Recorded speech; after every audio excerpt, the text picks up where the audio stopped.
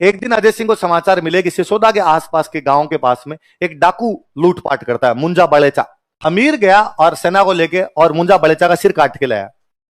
और अजय सिंह बड़ा राजी हुआ। अजय सिंह ने कहा, यार वाह भतीज, ये हुई ना बात। विषम घाटी पंचानन, वीर राजा और प्रबल। अगला राजा लिखो, हमीर। हाँ हाँ।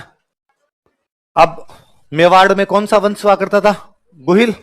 और गुहिलों की राजधानी कौन सी थी? चित्तौड़। और चित्तौड़ पर कब्जा किसने कर लिया? अलाउद्दीन। अलाउद्दीन किसको सौंप के चला गया? खिजर खान। खिजर खान के बाद ये किला किसको दे दिया? मालदेव। अब मालदेव का बेटा राजा बना हुआ था यहां पे, जिसका नाम था बनवीर। क्या नाम था? बनवीर सोनगरा यहां पर राजा बना हुआ। अच्छा, मेरा कई बार आपको बताया हुआ होगा कि एक भाई तो राजा बन जाता, बाकी भाइयों को तो जगह मिलती थी, जमीनें मिलती। इन बाकी भाइयों को बोलते सामंत। क्या बोलते? अलग अलग गांव मिला करते थे। तो तुर्कों का कब्जा राजधानी पे हो गया था, बाकी गांव में जो जनता बैठी थी वो बैठी थी। मेन राजधानी चित्तौड़ आपके हाथ से निकल गई, बाकी जो जहां जहां पर जो जो लोग थे वो बैठे थे। ऐसा ही एक गांव था, जिस गांव का नाम था सिसोदा। कौन सा गांव था? सिसोदा नाम का एक गांव था। जब ये लड़ाई हुई थी, भाई यहां का राजा कौन है? रतन सिंह। और सिसोदा एक जगह पर थी। यहां सिसोदा का जो सामंत था उसका नाम था लक्ष्मण सिंह। सिसोदा का सामंत कौन था? लक्ष्मण सिंह सिसोदा का सामंत हुआ करता। तो जब ये लड़ाई हुई, रतन सिंह जी वाला लड़ाई 1303 में, यहां का राजा रतन सिंह है, यहां पर उसके सामंत बैठे हैं अलग अलग। तो उसने अपने सामंतों के पास मैसेज किया कि भाई अलाउद्दीन से लड़ाई होने वाली है अपनी, अलाउद्दीन सेना लेके आ रहा है, तुम मेरी सहायता करने के लिए चित्तौड़ आ जाओ। तो ये सारे सामंत सहायता करने के लिए कहां चले गए? चित्तौड़। 1303 में लड़ाई हुई। 1303 वाली लड़ाई में लक्ष्मण सिंह अपने 7 बेटों के साथ लड़ता हुआ मारा गया। साकावा। साके के अंदर सारे मरे। सारे मरे तो सिसोदा गांव से कौन काम आया था साके के अंदर? लक्ष्मण सिंह। कितने बेटों के साथ? इन 7 बेटों में सबसे जो बड़ा बेटा था उसका नाम था अरी सिंह। बड़ा बेटा कौन था? अरी सिंह भी लड़ता हुआ मारा गया। इस अरी सिंह का जो बेटा था उसका नाम था हमीर। अरी सिंह का बेटा कौन था? अब जब 1303 में साका हुआ था, लक्ष्मण सिंह, हरि सिंह ये सब लड़ते हुए रतन सिंह के साथ में गोरा बादल वाले साके में मारे गए थे, तब हमीर छोटा बच्चा था। अब 1326 आ गया। अब क्या आ गया? 1326। अब हमीर थोड़ा बड़ा हो गया। हमीर बड़ा हुआ तो उसके दिमाग में आने लगा कि यार ये जो चित्तौड़ है ये अपने था, ये अपने गोहिलों का हुआ करता था, लेकिन गोहिलों से छीन लिया तुर्कों ने। तुर्क यहां पर खिजर खान को दे गया अलाउद्दीन खिलजी, फिर ये मालदेव सोनगरा को मिल गया। अब किसके पास में आ गया? बनवीर सोनगरा। किला गोहिलों का, सोनगरे क्या कर रहे हैं? इनका यहां पे क्या लेना देना? अब इसके मन में ये बात चलती है यार अपने गुहिल है और अपने हाथ से किला निकल गया। मैंने बताया था कि मेवाड़ में बड़े जो भाई राजा बनता है नाम क्या क्या लगता है? रावल। बाकी जो भाई वगैरह होते हैं उनमें ज्यादातर के नाम क्या लगता है? राणा। क्या लगता है? जिसको लगता है यार ये अपना किला है, अपना किला कैसे छीना जा सकता है। इसने इस प्रकार से यहां पर भी जो अब नई नई पीढ़ी जो जवान हो रही थी वो लड़के थे, यहां पर सब गांव के अंदर गुहिल तो बैठे हुए थे। इसने बाकी गुहिलों के पास में मैसेज करना शुरू किया कि किला अपने जीतेंगे। इसने एक सेना इकट्ठी की। सेना इकट्ठी करके इसने एक दिन यहां पर हमला किया, बनवीर सोनगरा को हराया और बनवीर सोनगरा को हराकर चित्तौड़ पर वापस क्या कर लिया? अधिकार। तो रतन सिंह से हाथ से चित्तौड़ का किला निकल गया था। वह गुहिल जो चित्तौड़ के किले पर वापस कब्जा करता है वो कौन सा था? कौन सा था? हमीर। कौन से गांव से गया था? इसलिए कहा गया कि अब जो गुहिल है वो सिसोदिया गुहिल है। कौन से गुहिल है? कौन से गांव के गुहिलों ने वापस चित्तौड़ पर कब्जा किया था? सिसोदा गांव के। इसलिए अब जो गुहिल थे वो क्या कहलाए? अच्छा, मैंने बताया था ये नाम क्या की टाइटल क्या लगाते हैं? राणा। तो इसके बाद में मेवाड़ में जितने भी राजा बने नाम क्या लगाया करते थे? चित्तौड़ एक बार इनके हाथ से निकल गया था, वापस चित्तौड़ को गुहिलों के हाथ में लाने वाला बंदा कौन है? हमीर। चित्तौड़ को बचाने वाला बंदा कौन है? हमीर। इसलिए नाम पड़ गया कि हमीर मेवाड़ का उद्धारक है। हमीर क्या? मेवाड़ का। तो कोई पूछे कि मेवाड़ का उद्धारक किसे कहा जाता है? किसे कहा जाता है? अमीर को। कौन से गांव से गया था? राजसमंद में गांव पड़ता है। कहां पर गांव पड़ता है? इसलिए आज के बाद जितने भी गोहिल थे वो क्या कहलाए? क्या कहलाए? ये रीजनिंग वाला वैसा ही कुछ सवाल है कि सभी सिसोदिया गोहिल है पर सभी गोहिल सिसोदिया नहीं है। रीजनिंग में निकालते हो सभी फूल पत्ती है पर सभी पत्ती फूल है, सभी सिसोदिया गोहिल है। भाई सिसोदिया गोहिल होना ही है। गोहिल थे सिसोदा गांव वाले जो गोहिल है वो क्या कहलाते हैं? सिसोदी। पर इस गांव वाले सिसोदिया नहीं होंगे, है तो ये भी गोहिल। तो सिसोदिया गोहिलों की एक ब्रांच थी जो बाद में यहां पे राज करने लग गई थी। बोले बड़ी बात। फिर लाइन चेंज करके लिखो। इसने राणा उपाधि का प्रयोग किया। He adopted title of Rana. इसने राणा उपाधि का प्रयोग किया। He adopted title of Rana. Ratan Singh Mewar का अंतिम राजा था। Ratan Singh was last king of Mewar. Ratan Singh Mewar का अंतिम राजा था। Ratan Singh was last king of Mewar. जिसने रावल उपाधि का प्रयोग किया था, who adopted title of Rawal, या who assumed title of Rawal, जिसने रावल उपाधि का प्रयोग किया था। बॉक्स में बंद कर लो इस बात को, रतन सिंह वाली बात को बॉक्स में बंद। समझ में आ गई ना बात? कोई पूछे मेवाड़ का अंतिम रावल कौन था? रतन सिंह। मेवाड़ का पहला राणा कौन था? है ना? हमीर से पहले कौन सी ब्रांच चल रही थी? रावल वाली। हमीर के बाद में कौन सी ब्रांच शुरू होगी? राणा। कौन से गांव से गया था? सिसोदा। इसलिए क्या कहलाने लगे? सिसोदिया कहलाने लगे। हमीर जब चित्तौड़ गया तो इसने चित्तौड़ में एक माता जी का मंदिर बनवाया, बरवड़ी माता। कौन सी माता जी का? बरवड़ी। पहले इससे पहले एक बात और पढ़ते हैं, देखो। अब इसने किसको हराया था यहां पर? बनवीर सोन। अच्छा मुझे बताओ, खिजर खान, मालदेव सोनग्रा, बनवीर सोनग्रा, ये कुछ स्वतंत्र राजा थे या दिल्ली वालों की तरफ से राज करते थे? दिल्ली वालों की तरफ से राज करते। इन दिनों दिल्ली का जो एक सुल्तान था, खिलजियों का राज चेंज हो गया था, और दिल्ली में जो सुल्तान बना हुआ था वो था मोहम्मद बिन तुगलक। वो कौन था? मोहम्मद। तुगलकों का राज आ गया था, खिलजी खत्म हो गए थे, खिलजियों को मार के यहां पर नया वंश आ गया था। नया वंश कौन सा था? तुगलक। और तुगलकों का राजा कौन बना हुआ था? मोहम्मद बिन तुगलक। मोहम्मद बिन तुगलक राजा बना हुआ था। तो जब इसको हरा दिया, यहां पर बनवीर सोनग्रा को हरा दिया, तो बनवीर सोनग्रा भाग के दिल्ली गया। उसने दिल्ली जाके मोहम्मद बिन तुगलक को कहा कि भाई हम चित्तौड़ में बैठे हुए थे, हम तो चित्तौड़ का टैक्स तुम्हें पहुंचाते थे, लेकिन वहां पर तो गोहिलों में से एक गोहिल सिसोदा गांव का हमीर आया और हमीर ने आगे भगा दिया। अब अपने हाथ से चित्तौड़ निकल गया, तू सहायता कर और हमें चित्तौड़ वापस दिलवा, हम तेरे आदमी है। तो मोहम्मद बिन तुगलक को लगा अच्छा, मतलब इतनी औकात कि अपने से चित्तौड़ का किला छीन ले। तो मोहम्मद बिन तुगलक ने कहा चल मेरे साथ। तो मोहम्मद बिन तुगलक उधर से दिल्ली से सेना लेके आता, किसकी सहायता के लिए? बनवीर सोनग्रा। कौन से किले पे कब्जा करने के लिए? हमीर को पता चला कि बनवीर सोनग्रा किसको लेके आ रहा है? मोहम्मद बिन तुगलक को। तो अमीर ने कहा मैं सामने आ रहा हूं, वहीं रुक, इतना आगे आगे क्या करेगा? और बांसवाड़ा में एक जगह पड़ती है सिंगोली। बांसवाड़ा में जगह कौन सी पड़ती है? यहां सिंगोली के अंदर युद्ध होता है। हमीर न केवल मोहम्मद बिन तुगलक को हराता है, बल्कि मोहम्मद बिन तुगलक को गिरफ्तारी कर लेता है। 6 महीने तक यहीं रखा था मोहम्मद बिन तुगलक को। 6 महीने बाद मोहम्मद बिन तुगलक ने कहा कि मैं काली गाय हूं तेरी, दूध खाई, आइंदा से इधर मैं देखूंगा भी नहीं, बापूड़ा छोड़ तो सही, मैं तिनका मुंह में लेके माफी मांगने के लिए तैयार हूं।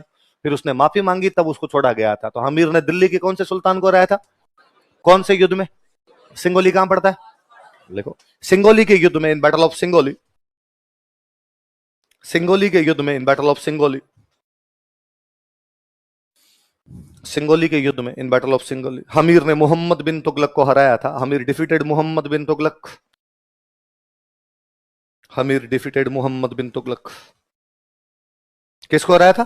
तो अब दिल्ली वालों का खतरा भी समाप्त हो गया, वरना दिल्ली वाले आगे तंग करते फालतू में।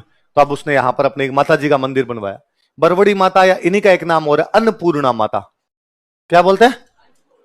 अन्नपूर्णा माता। लिख लो नीचे, लाइन चेंज करके लिखो, हमीर ने चित्तौड़ में बरवड़ी माता का मंदिर बनवाया। हमीर ने चित्तौड़ में बरवड़ी माता का मंदिर बनवाया। हमीर बिल्ट बरवड़ी माता टेम्पल एट चित्तौड़। एक लाइन लिखो, फिर मैं समझाता हूं आगे। लिखो, बरवड़ी माता मेवाड़ के गोहिल वंश की इष्ट देवी है। Barwadi Mata tutelary deity of Gohil dynasty of Mewar. Mewar के कौन से वंश की? गोहिल वंश की। क्या है? कौन? बरवड़ी माता। नीचे एक बॉक्स बना के एक अलग से और लिख लो, फिर मैं दोनों का अर्थ एक साथ बता दूंगा। लिख लो, कुल देवी बराबर बाण माता। कुल देवी बराबर बाण माता, क्लेन डेटी।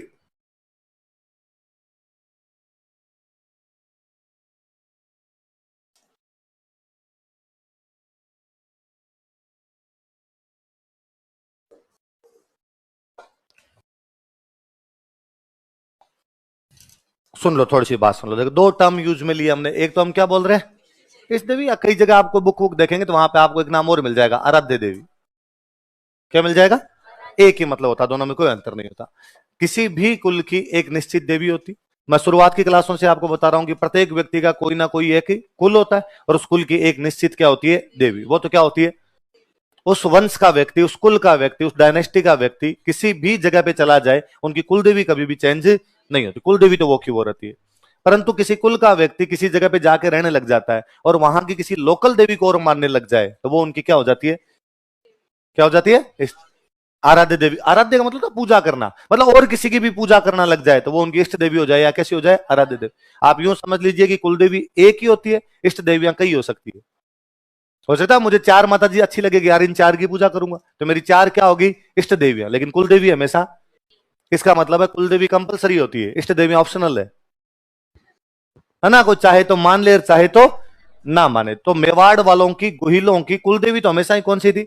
बाण माता। लेकिन हमीर ने एक और माता जी की पूजा करनी शुरू कर दी, वो कौन से हो गए? बड़ी बड़ी माता। तो वो उनकी क्या कहलाने लगे? आगे बात समझो, लिखो हमीर की उपाधियां, टाइटल्स ऑफ हमीर। और एकदम लेफ्ट साइड में लिखना, आगे थोड़ी जगह छोड़ना, थोड़ी बातें और लिखेंगे अपने। देखो विषम घाटी पंचानन,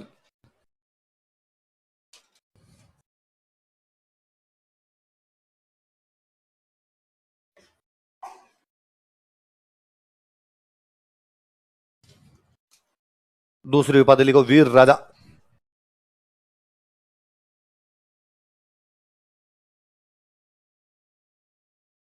तीसरे लिखो प्रबल हिंदू।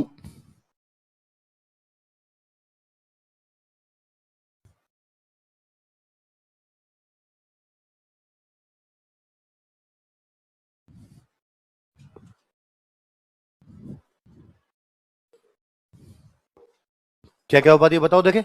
विषम घाटी पंचानन, वीर राजा और प्रबल। एक एक की बात करते हैं। देखो मैंने शुरू शुरू की क्लासों में एक बार हमीर के बारे में एक दोहा लिखाया था आपको, सिंह गमन सतपुरुष वचन कदली फले एक बार तिरिया तेल अमीर अटे।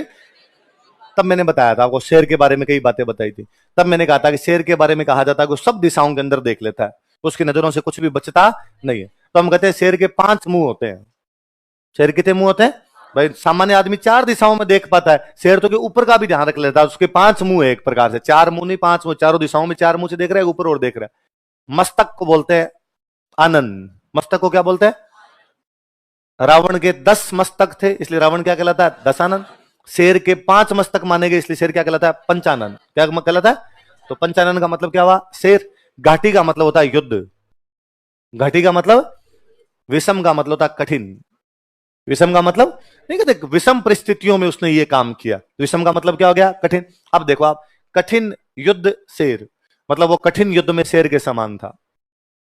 कठिन युद्ध में किसके समान था? जितना कठिन युद्ध होता उतना अच्छा लड़ता। किसके समान लड़ता? शेर की तरह लड़ता। मतलब कठिन युद्धों में भी घबराने वाला आदमी नहीं था।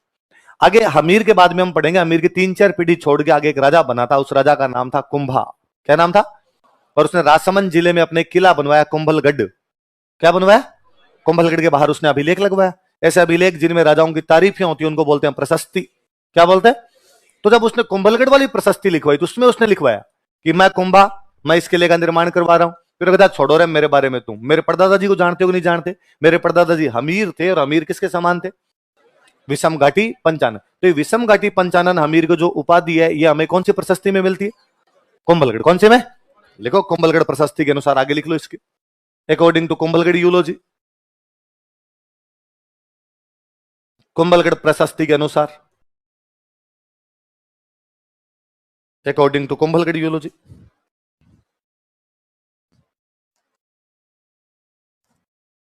बापा रावल।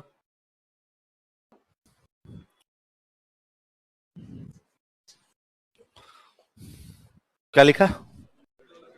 कुंभलगढ़ प्रशस्ति के अनुसार। फिर आगे कौन सी उपाधि लिखी हुई है? वीर राजा। वीर राजा। कुंभा ने एक किताब लिखी थी, आगे कुंभा पढ़ेंगे तो उसकी एक बुक पढ़ेंगे, उस बुक का नाम है रसिक प्रिया। क्या नाम है? तो रसिक प्रिया के अंदर कुंभा अपना इंट्रोडक्शन देता है, साथ में हमीर के बारे में जब बताता तो वो कहता हमीर क्या थे? वीर राजा। लिख लो रसिक प्रिया के अनुसार। आगे पढ़ेंगे रसिक प्रिया के बारे में और खूब सारी बातें। रसिक प्रिया के अनुसार, अकॉर्डिंग टू रसिक प्रिया।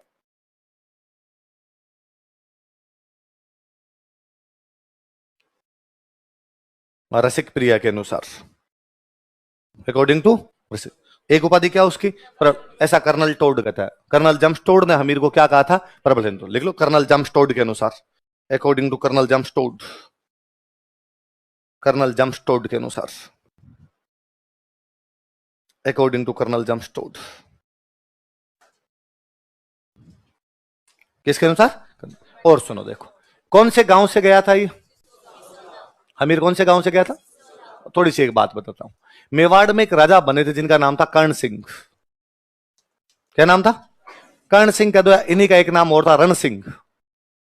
दो नाम मिलते हैं हमें। क्या मिलते हैं? कर्ण सिंह और रण सिंह। दो बेटे हुए। एक बेटे का नाम था क्षम सिंह। क्या नाम रखा गया? क्षम सिंह। एक बेटा था उसका नाम था राहप। एक बेटे का नाम क्या रखा गया? श्याम सिंह। एक का नाम क्या रखा गया? बड़ा बेटा राजा बनता था। मेवाड़ में राजा को क्या बोलते थे? रावल। तो ये तो चित्तौड़ भाई, बड़े बेटे को क्या मिलेगी? राजधानी। जो राजा बनेगा राजधानी मिलेगी। तो राजधानी तो किसको मिलेगी? श्याम सिंह को। और ये क्या बन गया? मेवाड़ का रावल। छोटे बेटों को हमेशा क्या मिलते? गांव। तो राहप को जो गांव दिया गया था, गांव था सिसोदा। कौन सा दिया गया था? और राहप ने जो टाइटल धारण किया था कौन सा था? कौन सा था?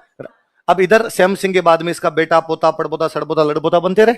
और यहां पर यूं करते करते आगे रतन सिंह। कौन आगे? यहां पर इसका बेटा, पोता, पड़पोता, सड़पोता बनते रहे। और यहां पर आ गया लक्ष्मण सिंह। यहां पर कौन आ गया? और लक्ष्मण सिंह अपने 7 बेटों के साथ लड़ता हुआ मारा गया 1303 वाले हमले में रतन सिंह के साथ में। इन 7 बेटों में सबसे बड़ा बेटा कौन था? हरि सिंह। तो ये लक्ष्मण सिंह, हरि सिंह, हमीर, ये सारे किसके वंशज हैं? राहप के। तो ये सिसोदा गांव से गए थे। सिसोदा गांव की स्थापना किसने की है? किसने की है भाई? सिसोदा गांव में जाने वाला पहला को राणा था, तो वो बंदा कौन था? राहप। नीचे एक लाइन में लिख लो और बॉक्स में बंद कर लो। राहप ने सिसोदा गांव की स्थापना की थी। Rahap founded village named Sisoda. Rahap ने सिसोदा गांव की स्थापना की थी। Rahap founded village named Sisoda. हालांकि इस गांव के नाम के पीछे बड़ी जोरदार कहानी है। कहते पहले इस गांव का नाम सिसोदा नहीं था, अल्लाह जाने क्या नाम था, पर सिसोदा इस गांव का नाम नहीं था। कहते हैं कि मेवाड़ में जो गुहिल थे, इनको एक वो वरदान ही था। इनके बारे में एक बात कही हुई थी कि भाई गुहिल जो भी होंगे वो शराब नहीं पिएंगे। क्या नहीं पिएंगे? इसलिए मेवाड़ का कोई भी राजा शराब नहीं पीता था। मेवाड़ के राजाओं ने कभी शराब नहीं पी। तो राहब के लिए कहते हैं कि राहब भी गुहिल है। राहब जब छोटा था तो एक बार, राहब छोटा क्या था मतलब काफी, जब सिसोदा आ गया तो उसके बाद की बात है। राहब एक बार बीमार हुआ, खांसी वांसी आई, ज्यादा खांसी आई तो किसी ने कहा लिटिल लिटिल 2 गरम करके सोते टाइम दे दो तो एकदम क्या हो जाएगा? ठीक। अभी तक कहते हैं घरों में, है ना, सर्दी में खांसी वांसी हो जाती है, अरे 2 छोटे छोटे दे दो, इससे काबर की खांसी तो क्या हो जाएगी? दूर। तो राहब को शराब पिलाएगी। वो खांसी थी दवाई के रूप में, और राहब को बताया नहीं, तो दवाई के अंदर मिला के, पानी के अंदर मिला के दे दी, ले ले खांसी ठीक हो जाएगी। राहब को बाद में पता चला कि भाई मुझे क्या पिला दी गई थी? शराब। और उसे बड़ी गिल्टी फील हुई। उसे लगा यार मैं गुहिल हूं और मेरे वंशजों, मेरे पूर्वजों ने कभी कहा था कि हम शराब के हाथ नहीं लगाए, यार मुझे यार ये शराब पिला दी। तो उस बंदे को इतनी गिल्टी फील होती है, सुसाइड कर लेता है। तो पहले सुसाइड करने का ये अच्छा तरीका ही हुआ करता, शीशा पीस के खा जाया करते। शीशा एक धातु होती है, लेड, लेड जिसको आप बोलते हो, तो शीशा पीस के खाने वाने में मिला के किसी ना किसी प्रकार खा जाते। तो कहते शीशा ना आपकी आहार नली को काट देता है, खून की उल्टियां होती है कई इधर, और खून की उल्टियां होकर आदमी मर जाता है। तो राहब शीशा पी के मर गया था, इसलिए जगह का नाम सिसोदा पड़ा। जगह का नाम क्या पड़ा? कि सिसोदा के पीछे की भी कहानी, को शीशा पी के मरा, इसलिए जगह का नाम क्या पड़ा? सिसोदा। और सिसोदा से बाद में हमीर गया था, इसलिए ब्रांच कौन सी आ गई? कौन सी ब्रांच आ गई? याद रहेगी बात, क्यों बताने के लिए। और बताता हूं एक बात, आपको याद रखना, लिखनी नहीं। यहां पे रतन सिंह वाली उस 1303 वाली लड़ाई में कौन सा सामंत लड़ता हुआ मारा गया? लक्ष्मण सिंह। अपने कितने बेटों के साथ? सबसे बड़ा बेटा कौन था? और इस हरि सिंह का बेटा ही कौन था? कौन था? अमित। ऐसा कहा जाता है कि 1303 से पहले जब लक्ष्मण सिंह यहाँ पे सामंत हुआ करते, हरि सिंह उनका सबसे बड़ा बेटा था। हरि सिंह राजकुमार हो गया एक प्रकार से। सिसोदा का सामंत कौन है? लक्ष्मण सिंह। और उसका राजकुमार कौन है? हरि सिंह। लक्ष्मण सिंह मरेगा तो अगला सामंत कौन बनेगा? हरि सिंह। हरि सिंह एक बार अपने दोस्तों के साथ में शिकार खेलने के लिए गया। तो जब वो दोस्तों के साथ शिकार खेलने के लिए जा रहा था घोड़ों पर बैठ के, तो खेतों के बीच से एक लड़की अपने भैंस को पानी पिलाने के लिए जा रही थी। तो भैंस की रस्सी उस लड़की ने अपने हाथ में पकड़ रखी, और ये हरि सिंह और हरि सिंह के दोस्त अपने घोड़ों पर बैठ के जा रहे। राजकुमार हरि सिंह के किसी एक दोस्त ने उस लड़की को छेड़ दिया, तो उस लड़की पे कोई कमेंट पास किया, तो उस लड़की गुस्सा है, उस लड़की ने वो अपनी जो रस्सी थी उस रस्सी को घुमा के उसके घोड़े के पैरों में फेंका। क्या पता किस प्रकार से उसने फेंका कि घोड़ा और घुड़सवार दोनों जमीन पे। तो साथ वालों ने देखा क्या हुआ, कैसे गिर गया। लड़की अपनी भैंस लेके आगे निकल गई, तो साथ वालों ने कहा इसने उसको छेड़ दिया था, और उस लड़की ने पता नहीं कैसे रस्सी फेंकी घोड़े के पैरों में, घोड़ा गिरा, साथ में ये गिर गया। तो साथ वालों ने कहा खड़ा हो जा, खड़ा हो जा, किसी ने वीडियो नहीं बनाया तेरा, नहीं बताएंगे किसी को जागे। और वहां से पर इनको लगा यार लड़की ठीक बहादुर है। ये वहां पे जंगली सुअर का शिकार करने के लिए गए थे। किसका शिकार करने? और अपने राजतंत्रों के दौर में जंगली सुअर का शिकार सबसे अच्छा शिकार माना जाता था। जंगली सुअर के लिए कहते हैं कि बड़ा शक्तिशाली जानवर होता है जंगली सुअर। जंगली सुअर के आगे दांत निकला हुआ रहता है, दांत एकल खोलडाई बोलते हैं, एक दांत निकला हुआ होता है उसके। और कहते इतना ताकतवर होता है जंगली सुअर कि घोड़े के वो दांत लगा के घोड़े को उछाल दे, ऊपर से फेंक दे। जंगली सुअर में इतनी ताकत होती है, इसलिए जंगली सुअर को जब मारने जाते तब 5, 7, 10 लोग इकट्ठे होके जाते। अकेला बंदा जाए तो जंगली सुअर उसको मार दे। और अपने राजस्थानी में तो जंगली सुअर की बहादुरी की इतनी कहानियां क्यों बताया गया कि जंगली सुअर शेर से भी ज्यादा ताकतवर होता है। और अपने कहानियों में इस प्रकार की बातें हैं, ये मतलब जंगली सुअर एक जगह अपनी वाइफ के साथ में, मादा सुअर के साथ में कहीं पर बैठा हुआ है। अपने तो मादा सुअर तक के नाम दिए हुए हैं, भूंडण। सुअर की जो वाइफ होती है उसको क्या बोलते हैं? अरे ये राजस्थानी भाषा की बड़ी जोरदार विशेषता है कि अपने हर चीज के लिए शब्द है। कि हिंदी में सुअर की वाइफ कि मादा सुअर, अपने मादा सुअर नहीं, अपने उसको क्या कहते हैं? ऊंट की वाइफ हिंदी कहती है ऊंटनी, अपने कहते हैं सांड। कहते हो ना, अलग नाम है उसका। हिंदी में कि कुत्ते का बच्चा पिल्ला, बिल्ली का बच्चा पिल्ला, अपने नहीं है।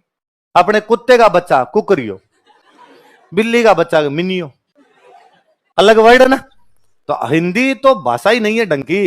हिंदी में राजस्थानी जितने शब्द ही नहीं है, राजस्थानी शब्दों से भरी पड़ी है। ऊंट के 400 पर्यायवाची है, ऊंट के। और 10-12 नाम तो अपने गांव का अनपढ़ आदमी लेता है। कि ऊंट पैदा हुआ तब उसको क्या कहते हैं?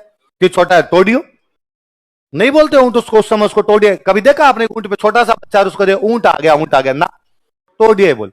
फिर ऊंट जब भागता है तो क्या कहते हैं? नहीं भागता, बीच में खड़ा हो जाता है तो क्या कहते हैं? सर्दी में क्या कहते हैं? गर्मी में क्या कहते हैं? जब उसके झाग मुंह से निकलते हैं तो क्या कहते हैं? पैर में लग जाए तो क्या कहते हैं? बोझा उठाए तो क्या कहते हैं? सवारी लेके जाए तो क्या कहते हैं? बूढ़ा हो जाए तो क्या कहते हैं? 400 नाम है। खाली ऊंट के कितने नाम है? तो इस मामले में राजस्थानी भाषा बड़ी रिच है, और जिस भाषा में जितने अधिक शब्द होते हैं वो भाषाएं उतनी ज्यादा समृद्ध मानी जाती है। तो वैसे वैसे सुअर की वाइफ को क्या कहते हैं? तो अपने कहानियां है कि भाई एक कोई जोड़ा है सुअर और उसकी भूंडन का, और भूंडन अपनी गुफा से बाहर जाके देख के आई, और उसने सुअर को आके कहा कि आज मरेंगे जिसमें शक नहीं है। आज बाहर 10-15 एक भाले ले लेके तैयार खड़े हैं, और आज अपने मर जाएंगे, और इससे अच्छा अपने यहां से भाग जाएं तो कम से कम जान तो बच जाएगी। तो सुअर वापस कहता उस भूंडन को कि मगरो छोड़ू हूं नहीं, भूंडन मत बिलमाए। मगरा मतलब होता पहाड़, मगरा मतलब मोती मगरी के महल बनवाए। आगे अपने से पढ़ेंगे मोती मगरी, हिरण मगरी से नाम पढ़ेंगे। तो उदयपुर साइड में पहाड़ों को क्या बोलते हैं? मगरे। तो मगरो छोड़ू हूं नहीं, कि मगरा छोड़ के कहीं भी नहीं जाऊंगा। भूंडन मत बिलमाए, बिलमाने का मतलब होता है राजी करना, कि तू मेरे को राजी मत कर ये छोड़ने के लिए, मैं ये छोड़ के कहीं भी नहीं जाऊंगा। सेला टकरा झेल स्यूं, सेल मतलब होता है भाला, सेल मतलब क्या होता है? सेला टकरा झेल स्यूं, मैं भालों की टकरें झेलता रहूंगा, भजा वंश लजाए। मैं भाग गया तो मेरा वंश लज्जित हो जाएगा, लोग क्या कहेंगे कि सूर होके भाग गया था। इससे अच्छा है तू बाहर जाके, जो बाहर राजकुमार खड़े हैं, ये जो 10-12 भाले लेके खड़े, इनको जाके कहे कि अपने गांव में समाचार भेज दे कि पत्नियां सती होने के लिए तैयार रहे, क्योंकि इन सबको मार दूंगा आज मैं। तो अपने सुअर की बहादुरी कहानियां वैसी थी। तो हरि सिंह ये किसी सुअर का शिकार करने के लिए गए, और हरि सिंह ने किसी सुअर के तीर मारा। तीर मारने के बाद में सुअर मरा नहीं, सुअर भाग गया, और सुअर भाग के खेत में घुस गया।